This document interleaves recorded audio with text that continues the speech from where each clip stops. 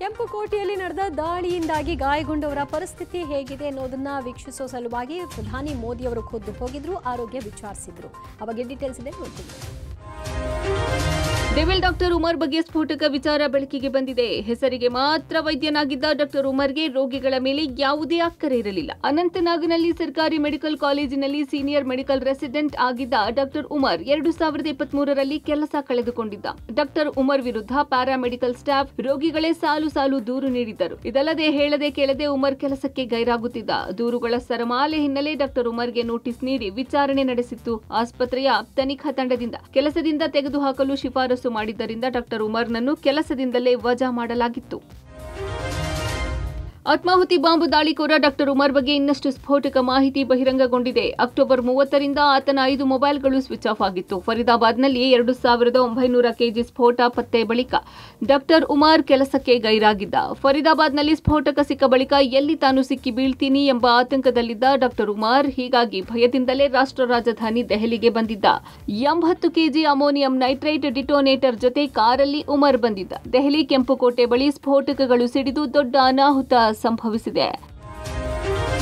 ದೆಹಲಿ ಕೆಂಪುಕೋಟೆ ಬಳಿ ಕಾರು ಸ್ಫೋಟ ಸಂಬಂಧ ಉಗ್ರರ ಮತ್ತಷ್ಟು ವಿಧ್ವಂಸಕ ಕೃತ್ಯದ ಸಂಚನ ತನಿಖಾ ತಂಡ ಬಟಾಬಯಲು ಮಾಡಿದೆ. ದೊಡ್ಡ ಮಟ್ಟದ ಸ್ಫೋಟದ ಸ್ಕೆಚ್ ಹಾಕಿದ್ದ ಟೆರರ್ ಡಾಕ್ಟರ್ಸ್ ಕೇವಲ ದೆಹಲಿ ಸೇರಿ ಬೇರೆ ಬೇರೆ ಪ್ರಮುಖ ನಗರಗಳಲ್ಲಿ ದಾಳಿಗೆ ಸ್ಕೆಚ್ ಹಾಕಿದ್ರು. ಆದರೆ ಫರೀದಾಬಾದ್ನಲ್ಲಿ ಡಾಕ್ಟರ್ ಉಮರ್ನ ಆತ್ಮೀಯರನ್ನು ಪೊಲೀಸರು ವಶಕ್ಕೆ ಪಡೆದುಕೊಂಡರು. ಹೀಗಾಗಿ ಸಹಜವಾಗಿ ಡಾಕ್ಟರ್ ಉಮರ್ ಗಲಿಬಿಲಿಗೊಂಡಿದ್ದಾನೆ. ಹೀಗಾಗಿ ಅಂದುಕೊಂಡಂತೆ ತನ್ನ ಮಾಸ್ಟರ್ ಪ್ಲಾನ್ ಅನ್ನು ಅನುಷ್ಠಾನಕ್ಕೆ ತರದೆ ತುರ್ತು ದಾಳಿ ನಡೆಸಿದ್ದಾನೆ. ತಾನು ಸಿಕ್ಕಿ ಬೀಳುವ ಆತಂಕದಲ್ಲಿ ಡಾಕ್ಟರ್ ಉಮರ್ ಕೆಂಪುಕೋಟೆಯ ಬಳಿ ಆತ್ಮಾಹುತಿ ದಾಳಿ ನಡೆಸಿದ್ದಾನೆ. ತನಿಖಾಧಿಕಾರಿಗಳ ಸಮಯ ಪ್ರಜ್ಞೆಯಿಂದ ಅತಿ ದೊಡ್ಡ ದಾಳಿಯನ್ನ ವಿಫಲಗೊಳಿಸಿದ್ದಾರೆ. ದೆಹಲಿಯ ಕೆಂಪುಕೋಟೆ ಬಳಿ ಆತ್ಮಾಹುತಿ ದಾಳಿ ಸಂಬಂಧ ದೆಹಲಿ ಪೊಲೀಸರು ತನಿಖೆಯನ್ನು ತೀವ್ರಗೊಳಿಸಿದ್ದಾರೆ. 80ಕ್ಕೂ ಹೆಚ್ಚು ಪ್ರತ್ಯಕ್ಷದರ್ಶಿಗಳ ಹೇಳಿಕೆಗಳನ್ನು ದಾಖಲು ಮಾಡಿದ್ದಾರೆ. ಹಲವಾರು ಅಂಗಡಿಯವರನ್ನು, ಬೀದಿ ವ್ಯಾಪಾರಿಗಳು ಮತ್ತು ದಾರಿಹೋಕರ ಹೇಳಿಕೆ ದಾಖಲು ಮಾಡಿದ್ದಾರೆ. ಸ್ಫೋಟಕ್ಕೆ ಸ್ವಲ್ಪ ಮೊದಲು 2 ಜನರನ್ನು ಹೊತ್ತ ಬಿಳಿ ಬಣ್ಣದ ಕಾರು ಕೆಂಪುಕೋಟೆಯ ಪಾರ್ಕಿಂಗ್ ಸ್ಥಳಕ್ಕೆ ಬಂದಿರುವುದನ್ನು ಕೆಲವರು ನೋಡಿದ್ದಾರೆ. ಕೆಲವು ಸೆಕೆಂಡ್ಗಳ ಹಿಂದೆ ಕಾರಿನಿಂದ ಹೊಗೆ ಬರುತ್ತಿರುವುದನ್ನು ಕಂಡೆ ಎಂದು ಒಬ್ಬ ಅಂಗಡಿಯವನು ಹೇಳಿದ್ದಾನೆ. ಇಷ್ಟಾದರೂ ಯಾರೂ ಗಮನ ಹರಿಸಲಿಲ್ಲ. ಕ್ಷಣಗಳ ನಂತರ ಒಂದು ದೊಡ್ಡ ಸ್ಫೋಟ ಸಂಭವಿಸಿ ಎಲ್ಲವೂ ನಾಶವಾಯಿತು ಎಂದು ಪ್ರತ್ಯಕ್ಷದರ್ಶಿಗಳು ಹೇಳಿದ್ದಾರೆ. ಘಟನೆ ಸಂಬಂಧ ಕೆಂಪುಕೋಟೆಯ ಸುತ್ತಲಿನ 500 ಸಿಸಿಟಿವಿಗಳನ್ನು ಪರಿಶೀಲಿಸಿದೆ. 500ಕ್ಕೂ ಹೆಚ್ಚು ಮೊಬೈಲ್ ನೆಟ್ವರ್ಕ್ ಡೇಟಾಗಳ ಪರಿಶೀಲನೆಯಲ್ಲಿ ತೊಡಗಿದೆ.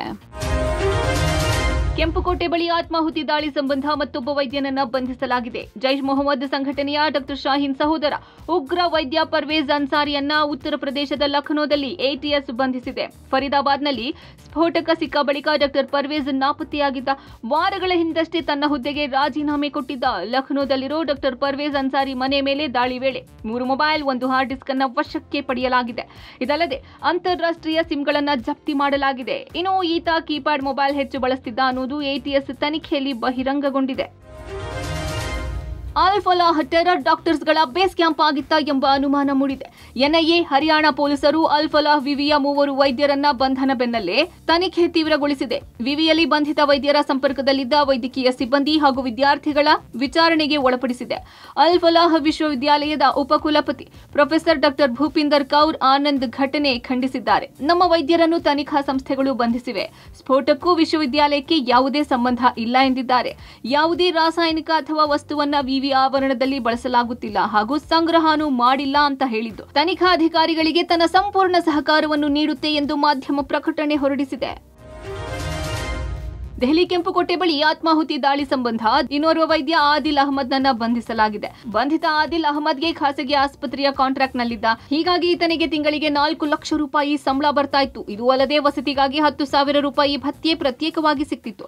ಕಳೆದ ವರ್ಷ ನವೆಂಬರ್ 24ಕ್ಕೆ ಅಗ್ರಿಮೆಂಟ್ಗೆ ಸಹಿ ಹಾಕಿದ್ದ. ಆದರೆ ದುರಾದೃಷ್ಟ 1 ವರ್ಷ ಕಳೆಯುವ ಮುನ್ನವೇ ಟೆರರ್ ಡಾಕ್ಟರ್ ಜೈಲು ಸೇರಿದ್ದಾನೆ. ಸ್ಫೋಟ ಸಂಬಂಧ ಈಗಾಗಲೇ 7 ವೈದ್ಯರನ್ನ ಬಂಧಿಸಲಾಗಿದೆ. ಕಾನ್ಪುರದಲ್ಲಿ 9 ಶಂಕಿತರನ್ನ ಬಂಧಿಸಿ ತನಿಖಾ ತಂಡ ತೀವ್ರ ವಿಚಾರಣೆಗೆ ಒಳಪಡಿಸಿದೆ. ಇವರೆಲ್ಲ ಡಾಕ್ಟರ್ ಶಾಹೀನ್ ಜೊತೆ ಸಂಪರ್ಕದಲ್ಲಿದ್ದರು ಎಂದು ತಿಳಿದು ಬಂದಿದೆ.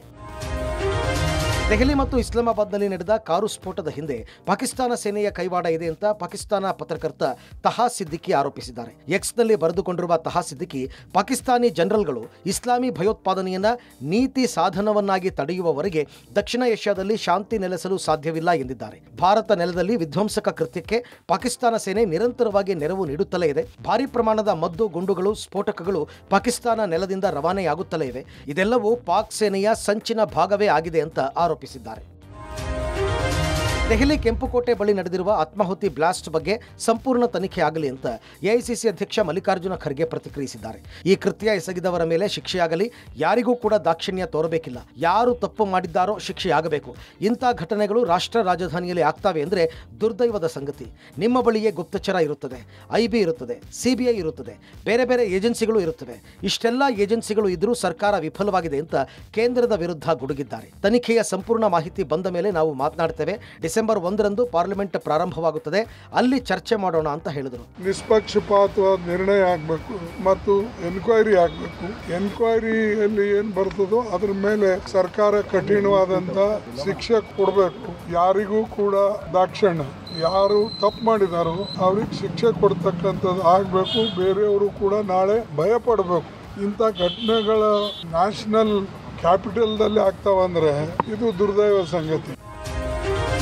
ದೆಹಲಿಯಲ್ಲಿ ಡಾಕ್ಟರ್ ಟೆರರಿಸ್ಟ್ಗಳಿಂದ ಸ್ಫೋಟ ಪ್ರಕರಣ ಸಂಬಂಧ ಸಚಿವ ಜಮೀರ್ ಪ್ರತಿಕ್ರಿಯೆ ನೀಡಿದ್ದಾರೆ. ಟೆರರಿಸ್ಟ್ಗಳಿಗೆ ಜಾತಿಯೇ ಇಲ್ಲ, ಟೆರರಿಸಂ ಮಾಡುವವನು ಇಸ್ಲಾಂ ಧರ್ಮದವನ್ನೇ ಅಲ್ಲ ಅಂತ ಜರಿದಿದ್ದಾರೆ. ಇಸ್ಲಾಂನಲ್ಲಿ ಟೆರರಿಸಂಗೆ ಯಾರೂ ಅವಕಾಶನೇ ಕೊಟ್ಟಿಲ್ಲ ಎಂದಿದ್ದಾರೆ. ಬಿಹಾರ ಚುನಾವಣೆ ಒಂದು ದಿನ ಮುಂಚೆಯೇ ಬ್ಲಾಸ್ಟ್ ಹೇಗಾಯಿತು? ಟೆರರಿಸ್ಟ್ಗಳಿಗೆ ರಾಜಕೀಯ ಸಂಪರ್ಕ ಇತ್ತು ಎಂದು ಕೇಳಿದ್ದೇನೆ ಎಂದರು. ಮುಸ್ಲಿಂ ವಿದ್ಯಾವಂತರೇ ಭಯೋತ್ಪಾದಕರಾಗಿ ಬದಲಾಗ್ತಾ ಇದ್ದಾರೆ, ಇದು ಬಹಳ ಅಪಾಯಕಾರಿ ಅಂತ ಮೈಸೂರಿನಲ್ಲಿ ಮಾಜಿ ಸಂಸದ ಪ್ರತಾಪ್ ಸಿಂಹ ಕಳವಳ ವ್ಯಕ್ತಪಡಿಸಿದರು. ಭಾರತದಲ್ಲಿ ಮತಾಂಧತೆಗೆ ದೀರ್ಘ ಇತಿಹಾಸ ಇದೆ. ಬಂಧಿತರಾಗಿರೋರು ಶಂಕಿತ ಉಗ್ರರಾದ ವೈದ್ಯರು, ಇಂಜಿನಿಯರ್ಗಳೇ. ಭಯೋತ್ಪಾದಕರನ್ನ ತಯಾರಿಸುವ ಸಾಫ್ಟ್ವೇರ್ ಯಾವುದು ಅಂತ ಬೆಂಗಳೂರಿನಲ್ಲಿ ಎಂಎಲ್ಸಿ ಸಿಟಿ ರವಿ ಪ್ರಶ್ನಿಸಿದ್ದಾರೆ. ಟೆರರಿಸ್ಟ್ಗೆ ಜಾತಿನೇ ಇಲ್ಲ. ಆಮೇಲೆ ನಮ್ಮ ಇಸ್ಲಾಂ ಧರ್ಮದಲ್ಲಿ ಟೆರರಿಸ್ಟ್ ಅವ್ರಿಗೆ ಪರ್ಮಿಷನ್ ಕೊಟ್ಟಿಲ್ಲ. ಮುಸ್ಲಿಂ ಅಂತ ಅವನು ಮುಸ್ಲಿಂ ಅಲ್ವೇ ಅಲ್ಲ, ಅವನು ಏನೋ ಪೊಲಿಟಿಕಲ್ ಇನ್ವಾಲ್ವ್ಮೆಂಟ್ ಇದೆ. ಅದೇ ನನಗೂ ಆಶ್ಚರ್ಯ ಆಯಿತು. 11ನೇ ತಾರೀಕು ಬಿಹಾರ್ ಚುನಾವಣೆ ಇದ್ದಿದ್ದು, ಇದು 10ನೇ ತಾರೀಕು ಇನ್ಸಿಡೆಂಟ್ ಆಗಿರೋದು. ಅದೆಲ್ಲ ಒಂದ್ ಕಡೆ ಸುದ್ದಿಗಳು. ಅಂದ್ರೆ ಇವತ್ತು ಮೋಸ್ಟ್ ಎಜುಕೇಟೆಡ್ ಮುಸ್ಲಿಮ್ಸ್ ಭಯೋತ್ಪಾದನೆಯಲ್ಲಿ ತೊಡಗಿದ್ದಾರೆ ಅಂತ ಹೇಳಿದ್ರೆ ಅದಕ್ಕೆ ಬಡತನ, ನಿರುದ್ಯೋಗ ಇನ್ಯಾವುದು ಕಾರಣ ಅಲ್ಲ. ಅವರ ಮನಸ್ಥಿತಿ, ದೇಶ ವಿರೋಧಿ ಭಾವನೆ, ಇಲ್ಲೇ ಅನ್ನ ತಿಂದು ಬೇರೆ ಕಡೆಗೆ ನಿಷ್ಠೆಯನ್ನು ಇಟ್ಕೊಂಡಿರುವಂತಹ ಅವರ ಧರ್ಮಾಂಧತೆ ಕಾರಣ ಅನ್ನೋದು ಡೆಲ್ಲಿ ಬ್ಲಾಸ್ಟ್ ಅಲ್ಲಿ ಬಹಳ ಸ್ಪಷ್ಟವಾಗಿ ನಮಗೆ ಗೋಚರಿಸ್ತಾ ಇದೆ. ಶಂಕಿತ ಉಗ್ರರು ಅಂತ ಹೇಳಿ ಯಾರ್ಯಾರನ್ನ ಅರೆಸ್ಟ್ ಮಾಡಿದ್ದಾರೆ ಅವ್ರು ಯಾರು ಅನ್ಪಡ್ಗಳಲ್ಲ, ಅನಕ್ಷರಸ್ಥರಲ್ಲ. ಅದ್ರಲ್ಲಿ ಬಹುತೇಕ ಜನ ಡಾಕ್ಟ್ರು, ಕೆಲವರು ಇಂಜಿನಿಯರ್ಸ್. ಯಾಕೆ ಭಯೋತ್ಪಾದಕರಾದ್ರು? ಈ ಸಾಫ್ಟ್ವೇರ್ ಯಾವುದು? ಈ ಭಯೋತ್ಪಾದಕರನ್ನು ತಯಾರು ಮಾಡುವ ಸಾಫ್ಟ್ವೇರ್ ಯಾವುದು?